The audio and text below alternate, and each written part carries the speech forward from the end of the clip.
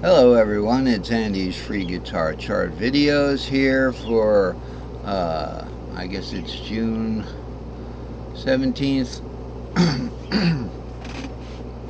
Good day of the year, almost the longest day of the year, Northern Hemisphere. So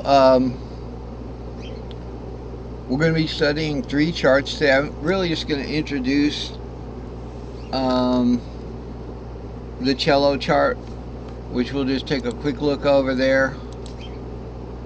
Right here is the cello chart that I'm starting. I haven't bought the cello yet, but I'm starting to look into it and I'm trying to gain some interest. But other than that, we still got to finish up the blues. We got to cover a couple of blues charts, guitar blues.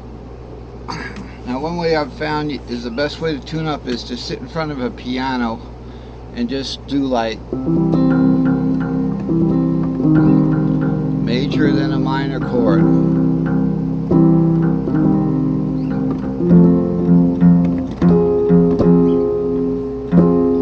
You can skip a string. I already tuned it.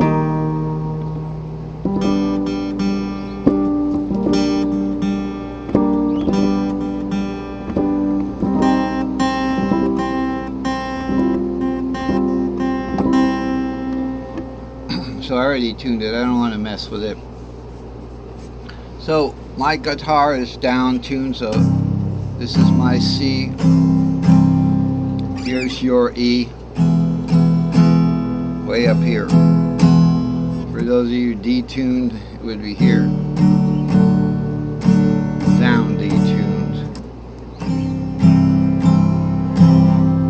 Has a nice sound to it.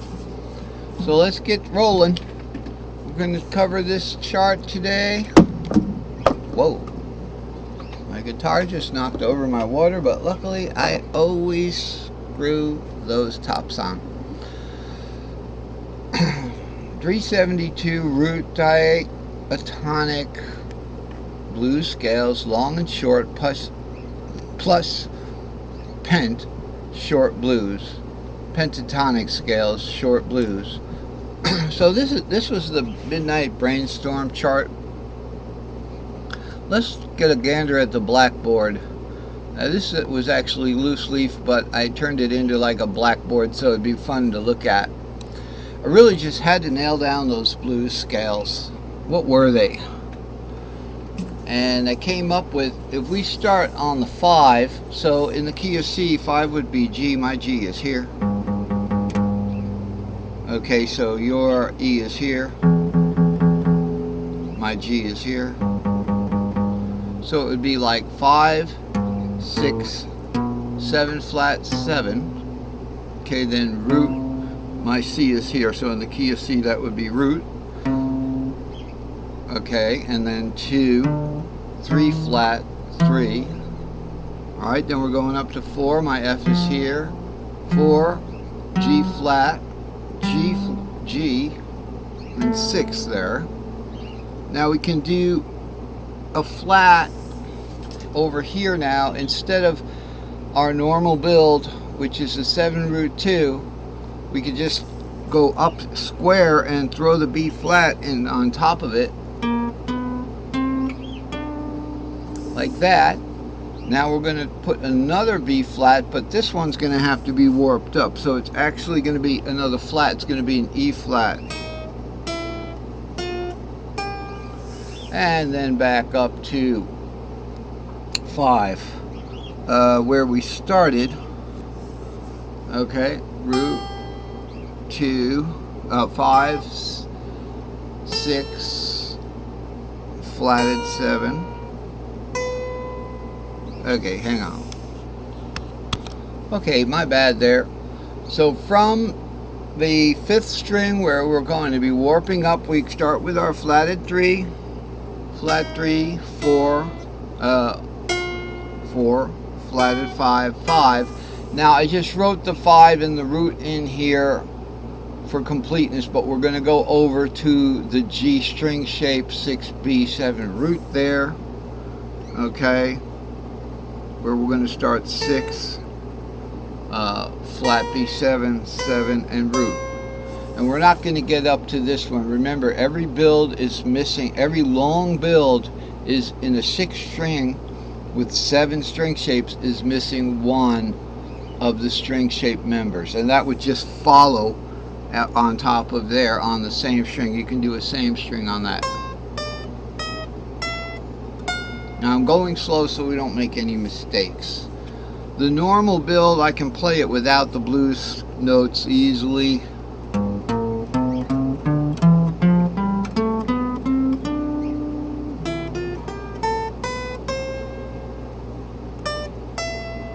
Okay, I even added the 7th one on there. But those are the blues notes.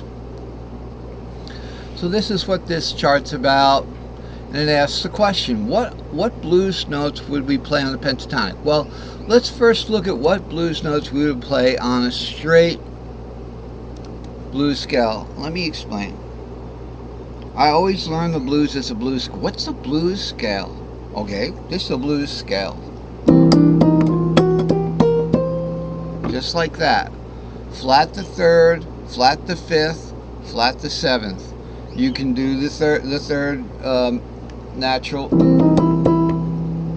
and go.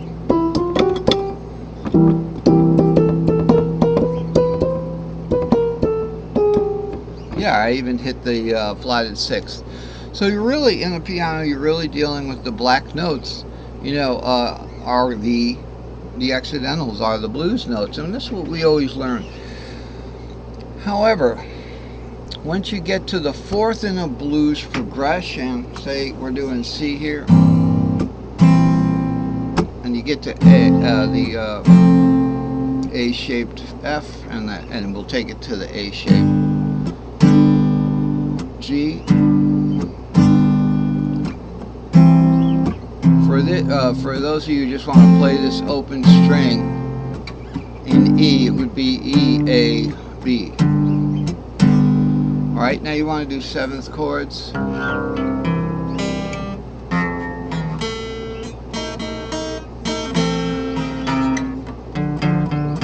Or you can do this half C shape down here. I can't do that with the bar. I can only do that open string. That's why we want to exploit those open strings sometimes. So looking again up at this pattern, we could have cut out of the 3/4 pattern, okay, and gone over to the 5. Alright, now if there's a capo there, we would have had to play that blues note there. Probably wouldn't want to go into the 5 there anyway. So we would have done the cutout on the 6, B7 to root over there. Just do it by numbers. You stopped at 7 in a string shape, you know you're going to start the next string shape at root. Okay, so you just do the root string shape right at that point. Well, let's continue. I ask a question here, and we go into the pentatonic. So again, in the 4th and the 5th, I think we did cover this last lesson. When we go to that 4th and go to the 5th, back to the 1st. This is the 3 dominant chord pentatonic. In the key of E, it'd be E7, A7, B7. When we go to the 4th, we want to maybe play the pentatonic. Now this is really what today's lesson is about, aside from the exciting new cello chart, which I should have the least amount of trouble talking about because I just made it this morning. And before I buy a cello, I'm going to do the research on it. But cellos are easy to put the notes on because there's no frets, so you don't have to put them in strips. Because my first idea was just put a big long strip, but you can't do that on a guitar. You'll lose the functionality of the frets, which is to stop the string and set a new string length there. Okay, so in cello they actually do that, but without the frets. Now that's interesting, but it's the same concept applies, except in the cello, the string length starts where your finger is, or where the vibration really starts there, as opposed to exactly where the fret is. So that's interesting. I'm going to find the formula for that, and I'll be putting the notes on the cello. be easier because they don't have to go in as